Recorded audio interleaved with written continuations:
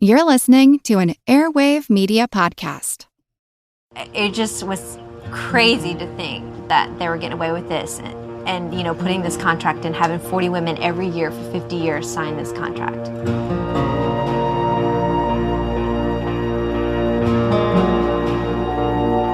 And that's when I made the decision, I'm going to do something about this. Guess what? The law is bigger than you. I'm right, you're wrong, admit it. The Raiders, they have no comment. The team has not yet commented on this lawsuit. The Raiders have not stepped up and discussed their treatment of women in this case. As of right now, I'm the only one standing up for my team and hopefully all the NFL cheerleaders. I needed to get it off my chest. I needed to go talk to somebody. I met with Sean.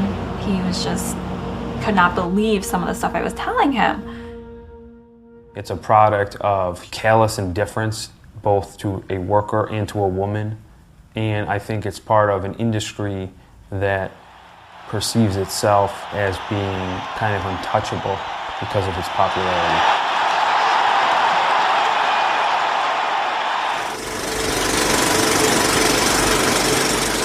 Hey folks, welcome to a special episode of The Projection Booth. I'm your host, Mike White. On this special episode, I'm talking with Wee Gu, the director of A Woman's Work, the NFL's Cheerleader Problem, and also talking to two of those NFL cheerleaders, Lacy Thibodeaux-Fields, the Oakland Raiderette, and Maria Pinzone of the Buffalo Jills. This is a fascinating documentary, definitely worth your while. It is showing this week at the Tribeca Film Festival and will be at other festivals around. I have a link to their webpage over at the Projection Booth, which is projectionboothpodcast.com. Please enjoy the interview. Ladies, do you want to do some voice recognition? So, Lacy, do you want to say hi? Sure. Hi, Mike. This is Lacy Fields. I am the one who started the Raiderette lawsuit. Okay. And then we've got Maria. Mike, it's Maria Pinzone, and I'm the one who started the Bill lawsuit. We is going to introduce himself now for audio so that you know who, and we're just struggling with the chair. Sorry, it's one of those mornings. My name is Wee Gu. I am the director of this documentary. So we actually spoke when you were doing publicity for Who's Arthur Chu. Great. Well, we're going to talk to you again. Yeah, it's great talking with you. I'm very curious how you came to the subject of this documentary, and when did you actually start working on it? It's funny that you bring up Who is Arthur Chu because I started this film before Who is Arthur Chu. So this film we started in 2014. It was May was the first time I started filming with Lacy.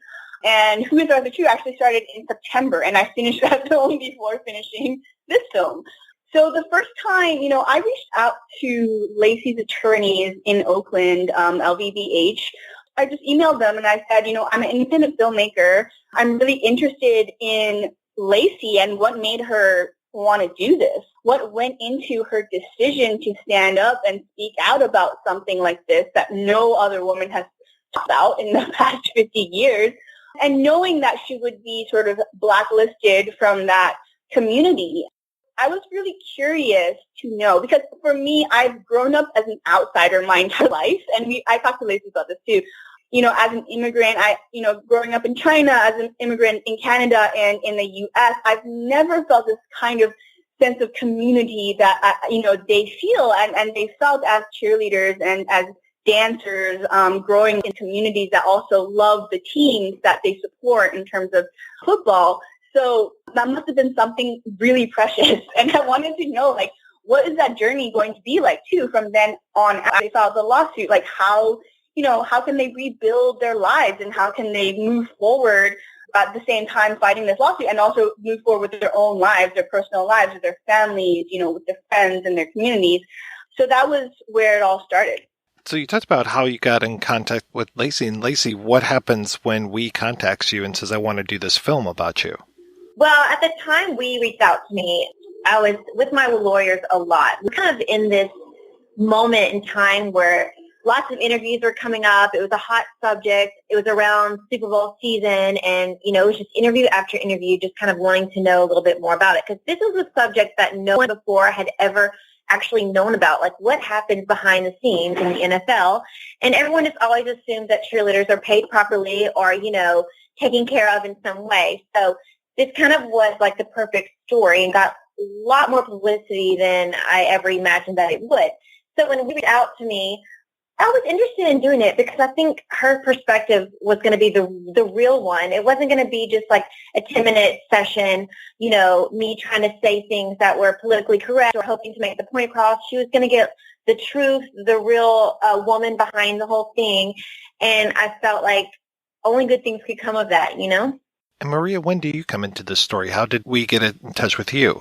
A little bit after that, probably that following January, and our attorneys had called me and said, there were these filmmakers that wanted to talk to us about, this documentary they were looking into doing, and I was skeptical at first. I mean, I'm not going to lie, but once I met and kind of got her ideas and what she was looking to do, I was, on board to go forward. How aware of each other were you two, Lacy and Maria? I found out about Maria a few months after my lawsuit went public because she was the second girl to come out from a different team. So I was standing alone for a while. Another plaintiff came on board with me for the Raiderette lawsuit, but then, it took a little while for other girls on other teams to step up because every team is different. So, it's not like I could stand for the entire NFL cheerleaders. All I could do is say, this is what's happening to me. This is the Raiderette. And it kind of, she was the second one to come out. And then many more came after that. So I found out about Marie when she came out. And then I've learned a little bit about her from through this whole process. But, watching the film was the first time I got to kind of like see her face and her life experience. So now I feel like I know her really well. Well, as a follow-up to that, when did you two actually meet in person? Like 10 minutes ago. Holy shit. It's been 4 years.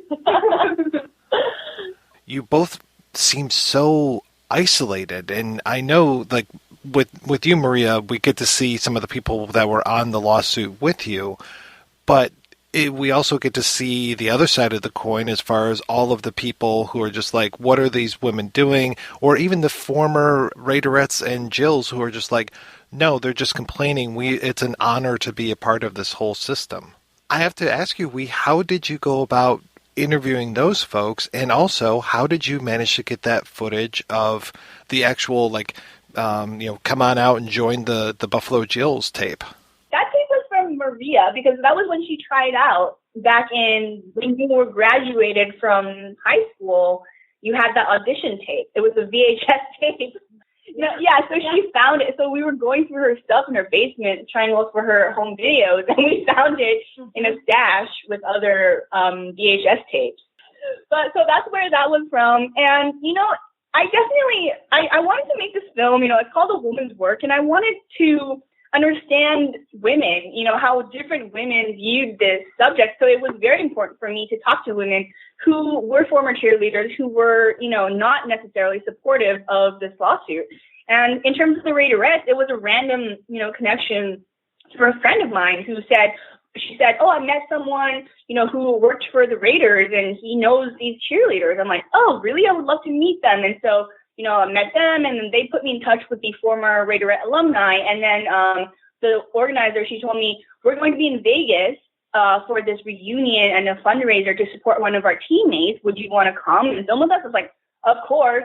So I drove out to Vegas from Los Angeles, which was a really nerve-wracking experience because I did not know what to expect. I didn't know, how these women would view me. But I think they were excited to talk to me about their perspective and just, their history. And they're clearly very proud of their relationship and their history of, decades of being in this, what they call the sisterhood together. And I think they're coming at it, from a personal perspective of I was hurt because this thing that I had so long put my pride in and was proud of is now being criticized by millions across America and seen in this negative light. So I understood where they were coming from, but I think I hope they see the film now because I feel like they could see it also in a different perspective because I think it is, yes, it is about the personal experience, but it's also about your experience as a cheerleader, as a woman in this bigger society, in the NFL, in America itself. So I think from that perspective, I do hope that they can see the reason why Lacy and Maria and others decided to come out with the lawsuit. And then it was more difficult to film with the other Jills in Buffalo because Buffalo is such a small, tight-knit community and everybody is a Bills fan. Like, even because I went to Buffalo so many times, I feel like I'm a Bills fan because it's just like contagious there, you know, everybody. And so you're always nervous to talk to people because you don't know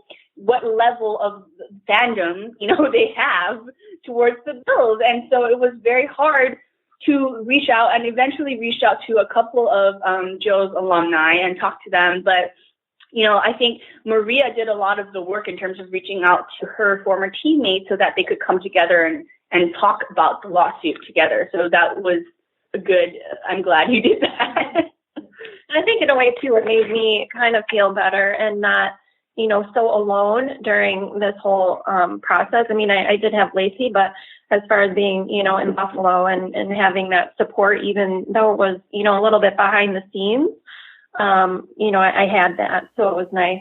Well, Lacy must have felt even more isolated, just that you eventually at one point you move out of the country for a while. And I imagine, so two things. I imagine one, it must have been nice to get away from some of the noise of the things that were happening in the States. But at the other point, you lose your support system. I mean, you had your family at least. Yeah, of course. So what's so interesting about, you know, the former Raiderette when they're talking and, you know, they are so proud that they're Raiderette, that's what I don't think is quite clear in the film. But like, I myself was so proud to be a Raiderette. It was the best year of my life. And the friendships that I've made are so special to me and so important that I was willing to give it up to fight for them. Like, that's how special it was for me. And yeah, I mean, it wasn't an easy decision, but I did it knowing that there was a possibility that people would turn their back on me. And I don't feel like they turned their back on me. I felt like I understood why they could not stand with me because they wanted to try out the next year. This was like the best part of their lives, and I didn't want to take that away from them. So I had no hard feelings, honestly, about standing alone for a while because I was willing to give it up for them. I'm a mom. You know, I have 3 kids now. And like, I made that decision full-heartedly, knowing what was going to happen. And I don't regret it at all. It's special, but I mean, I hope at the end of the day, they can see that I did it to make their lives better in a way. This wasn't something we did for personal, you know, gain. We did this for, you know, future Jills, future Raiderettes. That part of it was huge. Did you notice a shift in attitudes? I mean, because this process of making the documentary was 5 years, the process of the lawsuits took forever. Were there changes in attitudes from the general public or even from your fellow teammates as you were going throughout this process? Yeah, I think for me, this is Maria, you know, the Jills, the former Jills that I cheered with, they came around a little bit more, which was more comforting. So as time passed, I mean, like you said, it was, you know, 4 years. They really, you know, reached out to me. And like I said, if it was behind the scenes, you know, so be it. But it was comforting to know that they were supportive. And this is Lacy. For me, during the process of all the publicity that was going on, a lot of things that comfort me were like the fans that called in the radio stations that I was interviewing, and they said, "We love the Raiderettes. You guys work so hard. We definitely think that you guys should be paid." And they were fully supportive and very vocal about that. And I think even years later, the Raiders have changed their contract. Their girls get paid. And although they may not know what it was like before, the new Raiderettes are very happy with the changes and they're having an awesome season. I've heard nothing but great things from the Raiderettes, the current ones. And so I feel like I had a big part in that. This is Weed.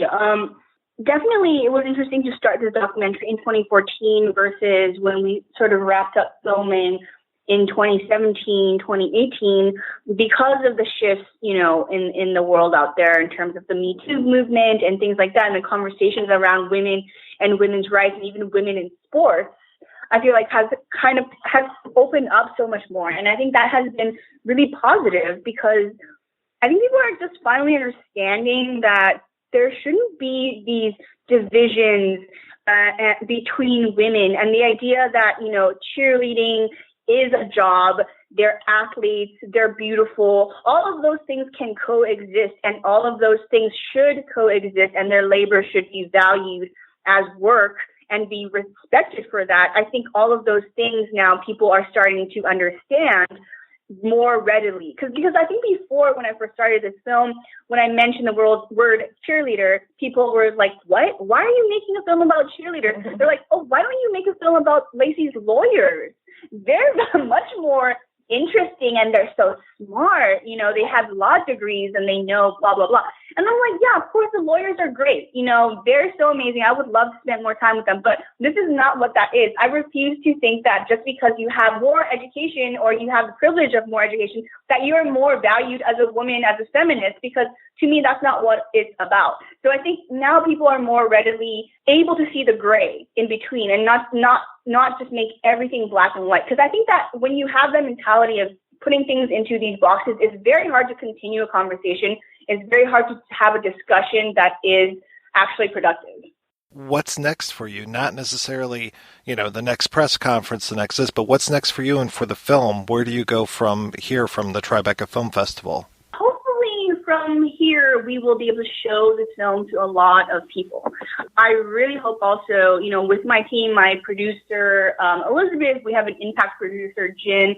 We want to show this film to young women, to girls who are, about to enter their workforce or who are cheerleaders in high school or who are in dance. You know what I mean? I want to show this to them and hopefully plant some seed of just questioning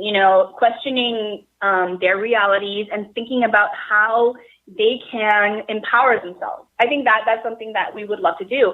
And beyond that, too, we would love to show this film to people in corporations, to football fans, people who, work in sports, love sports, because, again, our goal is to generate conversation and to generate a shift in thinking. So hopefully, whether, no matter how small that shift is, that's one of our goals. Well, I want to thank you very much for your time today. Lacy and Maria, thank you so much for sharing your stories, and we thank you so much for making this film. I really appreciate it. Thank you.